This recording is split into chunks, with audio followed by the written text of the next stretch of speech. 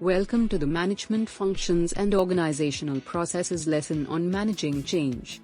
By the end of the video, you will learn about the concept, nature, process, models of change, resistance to change, strategies to overcome resistance and forms of organizational change. You will also learn about role of change agent, organization development, and OD interventions. Change, in its essence, is a dual-faced phenomenon. On one hand, it embodies the act of transformation, a metamorphosis from one state to another, driven by a relentless pursuit of improvement. This evolution is fueled by a collective dissatisfaction with the status quo and a fervent belief in the potential for a better future. It's a journey from what was to what could be, marked by continuous and intrinsic shifts that redefine processes, thoughts, and beliefs. It faces resistance, encounters skepticism, and must navigate the intricate balance between maintaining stability and embracing the unknown. The journey of change is akin to crafting a masterpiece. It begins with a vision, a canvas of possibility where the future state is envisioned with clarity and purpose. This stage is crucial for setting the direction and preparing the organization mentally and strategically for the transformation ahead. As the vision takes shape, strategies and plans are meticulously crafted, like an artist selecting colors and strokes, to bring the envisioned future into reality.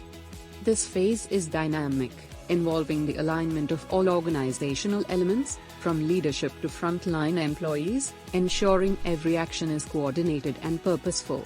Finally, the masterpiece is completed, but it remains a living work, continually refined and adapted to maintain its relevance and vibrancy in an ever-changing environment. The exploration of change management models offers a new perspective on how to reach the center, successful change. Lewin's model suggests a deliberate process of unfreezing, changing, and refreezing, much like sculpting from clay, first making the material malleable, then shaping it to the desired form, and finally, solidifying the changes. Beer's model adds layers to this process, introducing a 6-step approach that emphasizes the alignment of tasks, roles, and relationships, ensuring the change is deeply rooted in the organization's fabric. ADKAR and Kotter's models offer a map through the labyrinth, providing clear steps that address both the human and organizational aspects of change. These models, while distinct, share a common goal: to navigate the complexities of change effectively, ensuring the journey leads to a stronger, more resilient organization. Resistance to change is the shadow that follows the light of transformation. It arises from the depths of uncertainty, fear of loss, and the discomfort of stepping into the unknown. However, just as the tree's roots grow deeper and stronger in response to the wind, so too can resistance lead to growth and fortification. Addressing resistance involves understanding its roots, engaging in open dialogue, and providing support and reassurance. It's about transforming fear into trust, uncertainty into clarity, and resistance into readiness for the new possibilities that change brings. Overcoming resistance requires a multifaceted approach, akin to a conductor harmonizing an orchestra. Each strategy, from normative re-educative to power coercive, plays a distinct role in the ensemble, aiming to transform dissonance into harmony. Engaging stakeholders in the change process, communicating the vision and benefits clearly, and empowering individuals to contribute to the change are critical strategies. This orchestral effort ensures that resistance is not merely quelled but transcended, leading to a symphony of organizational transformation.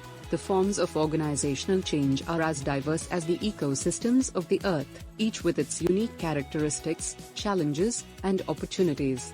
Restructuring, turnaround management, mergers, and acquisitions reshape the organizational landscape, sometimes subtly, other times dramatically.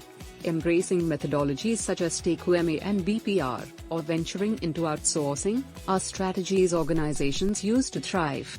Each form of change, whether it is the merging of cultures in an acquisition or the streamlining of processes in restructuring, requires careful navigation to ensure the organization emerges stronger, more adaptive, and more aligned with its strategic vision. The evaluation of organizational change is akin to a navigator charting the journey's progress, ensuring the correct course is maintained toward the desired destination. Through surveys, interviews, case studies, and experimental designs, organizations collect the compass readings and coordinates of their journey. This ongoing evaluation acts as a lighthouse, providing the illumination needed to identify successes to be celebrated and challenges to be addressed, ensuring the ship of change navigates safely to its port of success. Change agents are the architects and builders of the bridge from the present to the future. They possess the vision to see beyond the horizon and the skills to construct the pathway there. Whether internal leaders or external consultants, these agents blend the science of strategy with the art of inspiration, motivating the organization to cross the bridge into new territories.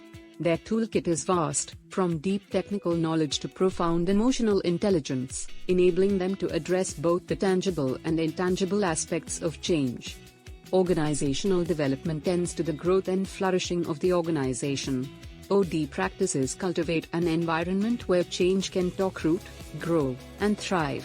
It involves nurturing leadership, fostering collaboration, and promoting a culture of continuous improvement. Through planned interventions and strategies, OD ensures the organization is resilient, adaptable, and prepared for the future. OD interventions are the tools and techniques used by the gardener to ensure the health and growth of the garden. From life and career planning that enriches the soil, to coaching and mentoring that waters and prunes the plants, each intervention is designed to address specific needs and foster development. Leadership development programs act as sunlight, energizing and guiding the growth of the organization's future leaders. These interventions work together to create a vibrant, flourishing organizational ecosystem capable of adapting to changes and seizing opportunities. That concludes our lesson. For additional information on this lesson, please look at the content below the video in the online course. To get a list of the important questions and their answers for this lesson, please refer to the guidebook by our publications provided to you with this course for free. It shows you a list of all the questions that have the highest chance of coming in your next exams based on research carried out on previous year question papers. All the best, and I'll see you in the next lesson.